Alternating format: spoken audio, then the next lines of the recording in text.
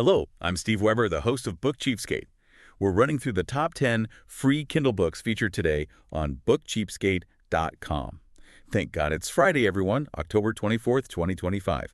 As always, I'm joined by my co-host and bookworm sidekick, Cassandra. Good morning, Cass. Good morning, Steve. Happy Friday. Cass, you have anything fun planned for the weekend? I'm hoping something will come up. What about you, Steve? I don't know. I'll probably do some reading, maybe watch some Antiques Roadshow. I might stay up late tonight, then sleep in. Maybe on Saturday, I'll watch a little football, drink a couple of beers. That sounds really fun, Steve. Enjoy it. Okay, let's get into it. Our mission today, as always, is to dive into the top free reads featured on the site. We're going to pull out the key stuff, what makes each book tick for you. Yeah, find those little nuggets, the genre details, help you decide what to grab before it's gone. It's a pretty eclectic mix today, actually. It really is. Kicking things off, book one is Savory Pies. Tasty savory pie recipes for quiches, soufflés, and more. This one's from BookSumo Press. BookSumo. They tend to focus on making cooking really accessible, right? Like not super intimidating. Exactly. That's the whole appeal here. Yeah. The recipes are straightforward, no crazy techniques, no ingredients you have to hunt down for weeks. Yeah, it's aimed squarely at the home cook, which is great. And it covers a good range. You've got your classic pot pies, which are always comforting, but also things like quiches, even soufflés. And they make the soufflés sound, well, maybe not easy, but definitely doable. Less scary than you'd think. That's good marketing. And they give specific examples, right? Like, what kind of pies are we talking? Yeah, they mentioned a seafood sampler pot pie, a curried veggie pot pie. So classic and something a bit different. Okay. And things like a big apple soufflé, which sounds intriguing, and quiche a la Martinique. Ooh, fancy. Plus, they've got options for different diets, too, like an authentic vegan soufflé quiche. So, pretty inclusive. Nice. So something for everyone who likes savory baking. Sounds like a solid cookbook find. Definitely. Okay, shifting gears quite a bit now. Book number 2 is Dark Crimes. This is book 1 in the Detective Sophie Allen series. Okay, British crime mystery. Love a good series launch. Where's it set? The Dorset coast. So you get that atmospheric backdrop, which is always good in these kinds of books. Yeah, adds a lot. And the detective Sophie Allen, she's new. Well, she's heading up a newly formed violent crime unit in Dorset. So maybe new to the role, or the unit is new. The book probably clarifies that. Gotcha. So what's the crime? What kicks it off? It starts strong. A young woman is found stabbed through the heart. Cold November night, bleak setting, classic crime opener. Okay, standard enough, but usually there's a twist, right? Oh, yeah. The very next morning, the victim's mother is found strangled. Whoa. Okay, stakes just doubled. That's intense. Exactly. And it gets deeper. Turns out both victims had these secret histories involving violence, intimidation, that sort of thing. So not just random. There's a past connection. Seems like it. Yeah. And there's an obvious suspect that pops up pretty quickly. Of course there is. The red herring. Right. But Sophie Allen, our detective, she's not convinced. She thinks something else is going on, someone more calculated, maybe seeking some kind of warped revenge. Classic procedural setup, then. You've got the determined detective looking past the easy answer for the real villain lurking somewhere. Sounds like it would appeal to fans of maybe Joy Ellis or Anne Cleves. Yeah, the description specifically mentions them, so if you like that style, this could be right up your alley. Cool. Okay, from external crime to internal unease. Book 3 is Should Have Known Better, psychological thriller. Bingo. And this one hits right at that parental anxiety nerve, especially for parents dealing with an empty nest. Oh boy, how so? So we have Kate, a single mom. Her daughter Chloe is growing up, maybe leaving home soon. Kate meets this charming new guy, Adam, who's a lawyer. Seems great. Okay. Waiting for the other shoe to drop. Is it Adam? Not directly. Yeah. It's Adam's son, Den. He apparently gets fixated on Kate's daughter, Chloe. Fixated how? Like teenage crush or? It escalates quickly. Yeah. Becomes unhealthy, obsessive. And Kate, the mom, she sees the warning signs. Her instinct is screaming danger. But Chloe, the daughter, is kind of flattered by the attention. Maybe strings him along a bit, doesn't see the danger. Ugh, that's tough. And everyone else, they dismiss Kate's worries, think she's just being overprotective, can't let go. Adam seems charming. Ben seems okay on the surface. So she's isolated with her fear. That's classic psychological thriller fuel, isn't it? The danger hiding in plain sight behind that veneer of normalcy or charm. Exactly. It's all about that tension between what the protagonist knows or feels and what everyone else believes. Really plays on that, what if no one believes me? Fear. Sounds like a tense read. Okay, let's maybe cleanse the palate again. Back to cooking. Good idea. Book 4 takes us back to the kitchen, stir-fry cookbook. Grab a skillet and get ready for some delicious stir-fries. Another BookSumo one. Okay, so more accessible cooking. Stir-fries are great for weeknights, usually pretty quick. That's the angle here. Simple, unique recipes, Yeah. but they emphasize you don't even need a proper wok. A regular skillet works just fine. That's practical. A lot of people don't have woks. Right, and the focus is on getting amazing taste without complex steps. Perfect for busy evenings. Does it cover the basics? Like beef, chicken stir-fries? Yeah, it covers those, but it also throws in some more creative stuff to show the variety you can get. Like what? Well, I mentioned a kiwi sirloin stir-fry, Kiwi. Like the fruit. In a stir-fry. apparently. And pear fritters, too, which, okay, maybe that stretches the definition of stir-fry a bit, but it shows they're thinking outside the box. Interesting choices. So, variety and speed. Definitely speed. They even highlight that there are 5 ingredient options in there when you really don't have time. 5 ingredients. Nice. That's appealing. Quick, easy, tasty, good combo. Couldn't agree more. Okay, from the very practical kitchen stuff, let's swing towards the metaphysical.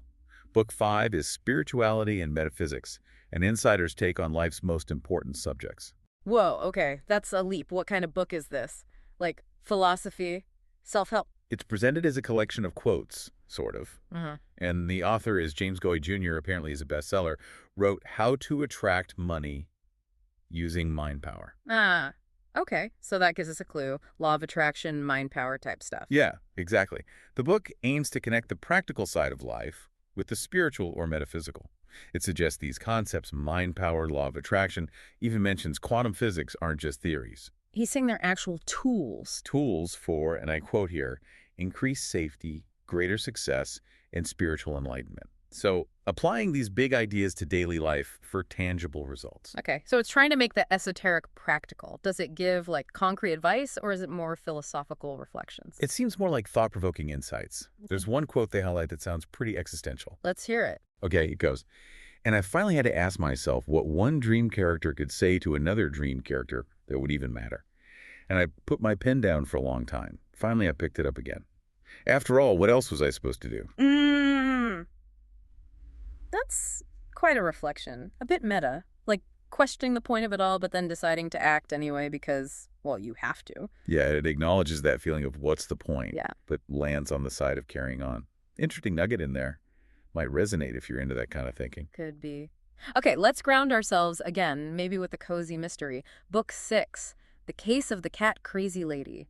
That title definitely screams cozy. It does. This is book 1 in the Buttercup Bend Mysteries by Debbie DeLuise. Buttercup Bend. Cute name. What's the setting like? Koozies always have distinctive settings. Well, this one's pretty unique, actually. It's set in and around a pet cemetery and animal rescue center called Rainbow Gardens. A pet cemetery. Okay, that's different. Intriguing. Yeah, it's in a small town, Buttercup Bend, upstate New York.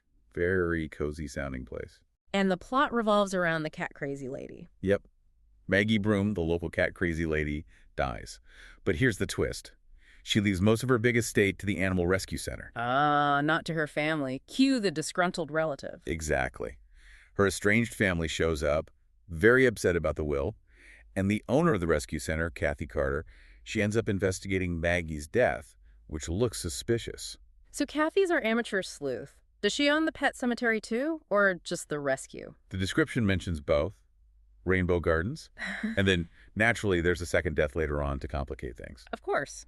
Got to keep the sleuth busy. So the motive is likely tied to the will and the family conflict. Seems like the classic setup. Money, family secrets, resentment. Hmm. Plus the author is apparently a retired librarian and a cat lover, so the animal focus should feel pretty genuine. That adds a nice touch of authenticity. Sounds like a solid, cozy start. Okay, next. All right, prepare for another genre jump. Book 7 is Hex of the Witch. This is book 1 of the Other Witch series, urban fantasy. Urban fantasy? Okay. Witches, maybe some vampires, werewolves, that kind of thing. Pretty much. Yeah. The protagonist is Amber. She's a skilled mistress of potions and runes. Cool skills. Is she in trouble? Big trouble. She's being hunted by vampires, ogres, and black witches. Ooh, popular lady. Why are they after her? Because she's developed a potion, a potentially world-changing one. So everyone wants it or wants to stop her. High stakes. Is there a romance angle? Urban fantasy often has that. Oh, definitely. And it's a specific trope. Enemies to lovers. Ah, a fan favorite. Who's the enemy? She gets assigned a bodyguard. A griffin named Bastion. A griffin bodyguard. Nice. Yeah. But he's literally her most hated enemy. Awkward. Very awkward. So they're forced together. Exactly. And there's another complication. Bastian is dying, slowly, from a Black Witch's curse. Oh, wow. So Amber has to save him, her enemy. Yep. She needs to lift the curse on Bastian while also finishing her super important potion and hunting the Black Witch who cursed him and is probably still after her. No pressure. That's a lot to juggle. Sounds action-packed. Anything else notable? Yeah, two things. The series is completed, which is great news for binge readers. Always a plus. No cliffhanger agony waiting for the next book. Right, and the romance is described as slow burn, fade to black. So managed expectations there. Good to know. Sounds like a fun ride for UF fans. Definitely seems like it. Okay, number 8. This one's a bundle. The Ghost File series, books 1 to 3.5.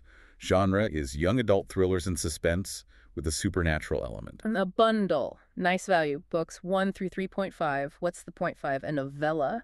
Probably a novella or short story connecting things. The main character is Maddie Hathaway. She's 16, and she sees ghosts. Okay, a ghost-seeing teenager. Common trope, but the execution matters. What's her story? It's dark. The reason she sees ghosts? Her mother tried to murder her when she was 5. Whoa.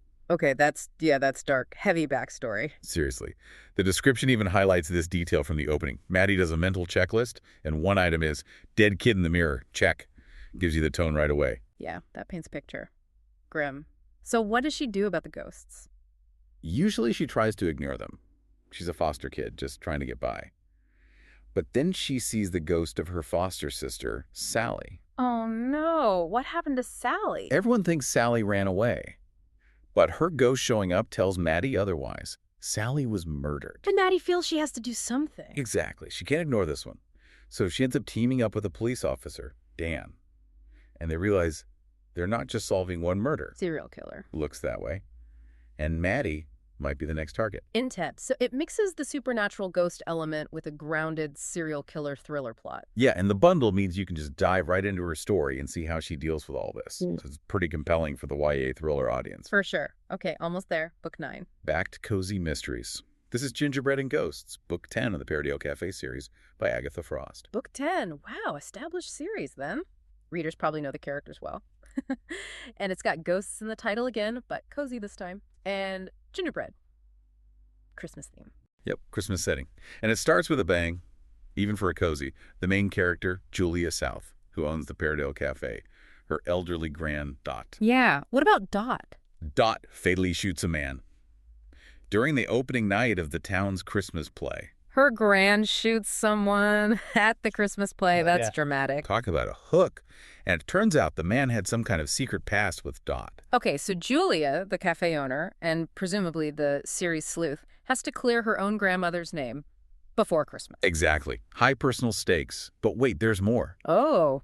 Julia's personal life is apparently also total chaos at the same time. She's trying to adopt her foster daughter, her sister is heavily pregnant, and her boyfriend, who's a detective inspector, is being secretive about something. Jeez, sounds like she's juggling chainsaws. So it's the murder mystery plus all that personal life drama. Precisely. That's often the appeal of these long-running cozies, isn't it? Yeah. You're invested in the whole messy life of the main character, not just the crime of the week. Absolutely. You feel like you know them. Sounds like a busy Christmas in Paradise. It certainly does. Okay. Last one, Book 10. We are ending with a classic, a big one, Middlemarch. Middlemarch by George Eliot. Wow, that's not usually free. A major work of literature. Right. It's often called one of the greatest novels in English, a real cornerstone. It's set in a fictional English provincial town in the early 19th century. Yeah, it's huge. A deep dive into Victorian life, society, relationships, everything. What aspects does the description highlight? It talks about the interwoven lives. Key characters like Dorothea Brooke, who's really idealistic and maybe a bit naive.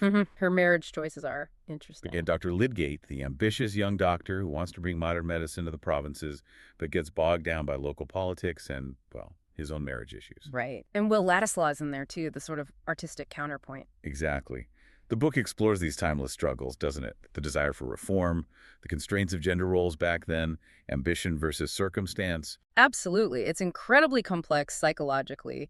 Eliot gets so deep into the characters' motivations and self-deceptions. It's not a light read, but it's incredibly rewarding. The notes suggest it's good for readers who like Jane Austen, but want something denser, More philosophical, maybe? That's a good comparison. Austen is brilliant with social observation and wit, but Eliot goes broader and deeper into the social fabric, politics, science, religion, the inner lives. It's just epic in scope, a fantastic freebie if you've ever meant to tackle it. Definitely a great find for a free book list. What a range today, huh? From savory pies to serial killers to George Eliot. Covers all the bases. Something for literally everyone. Well, thanks for joining us today. And remember, if you want to download any of the books we've mentioned today for free from Amazon, visit us at bookcheapskate.com and you'll have all the links right there. But do it now. These books are free today, but might be back to full price tomorrow. Also, along with those freebies, the site has a ton of specials on deeply discounted Kindle books and also a heads up on the best new releases. Every morning, it's all brand new. Cass, we'll do it again tomorrow. Sounds good, Steve. Bye, everyone. Until then, keep on opening new worlds with great books without opening your wallet. And whatever you do, remember this. When you read, Your mind becomes its own kingdom.